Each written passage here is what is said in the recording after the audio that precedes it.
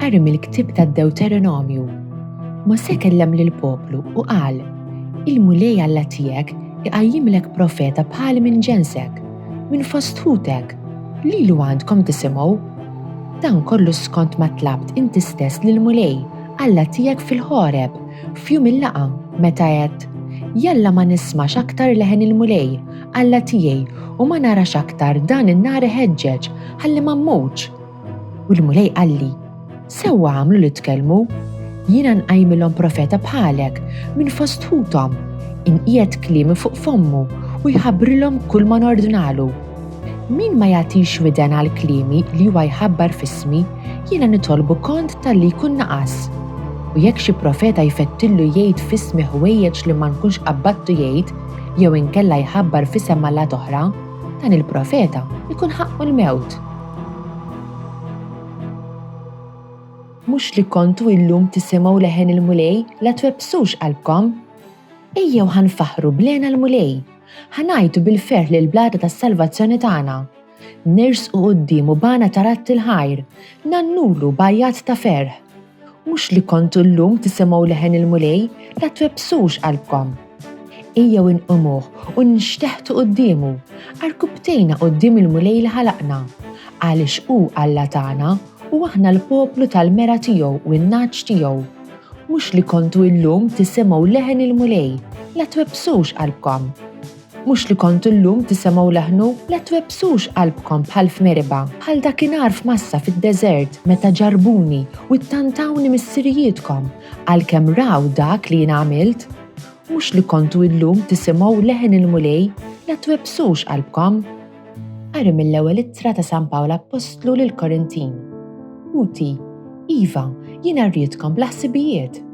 Ir-raġel mhux miżżewweġ, sibu fil-ħwejjeġ tal-mulej.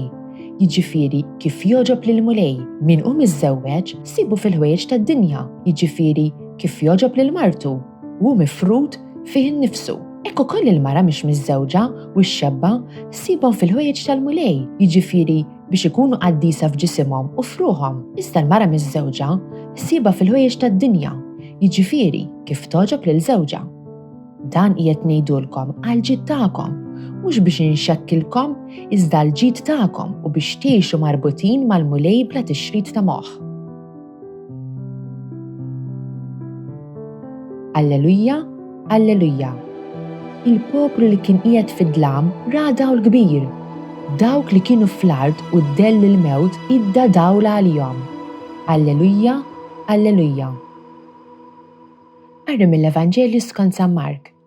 F'dak iż-żmien, Ġesu id-dixxipli tiegħu daħlu Kafarnawm. Malajr f'jum is-Sibt daħal fis-sinagoga u qagħd jgħallem. In-nies baqgħu mistaġbin bil-mod tat-tagħlim tiegħu għax bida jgħallimhom bħal wieħed li għandu s-seta u mhux bħal kittieba.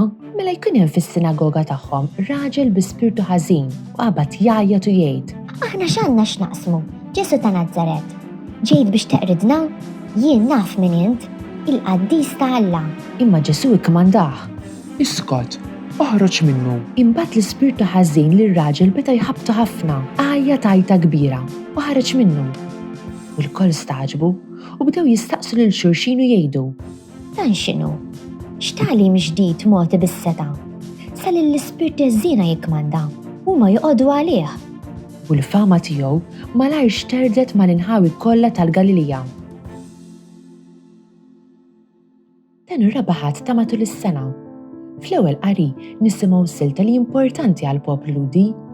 Mosè jikellem lill-poplu qabel ma dan jidħol fl-Arti Mwiegħda. Mosè persuna importantissima fit-Testament il-Qadim, kien qassis, profeta u mexxej għall-Iżraeliti tal-qedem, Alla batu biex joħroġhom barra mill-Eġittu lejn il-ħelsien u biex jagħtihom il-liġi. Fil-qari tal-lum jitkellem dwar profeta li l-mulej se jqajjem li kulħadd għandu jisma' minnu. Dan il-profeta ġdid se jitkellem bil-kliem ta' Alla. Alla jgħid lil Mosè: Il-mulej Alla tiegħek jqajjimlek profeta bħali minn ġensek, minn fost ħutek, lilu għandkom tisimgħu.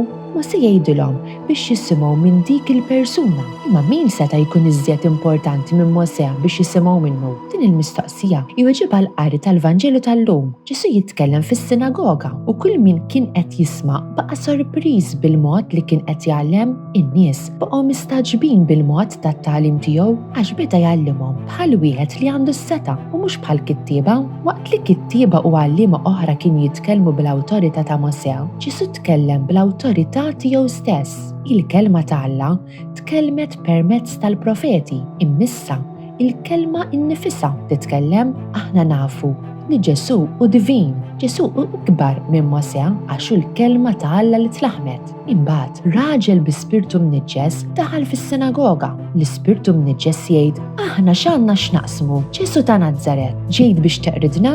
Jien naf minn int il-qaddis ta' Alla. Permezz ta' dan ir-raġel maħkum ix-xitan, in-nies tifhem li Ġesu u dak li Mosè kien qed jitkellem dwaru. Ġesu keċċa lil dan l-ispirtu mhux billi sejjaħ lil Alla l-Missier imma bil-qawwa tiegħu stess bħala Alla.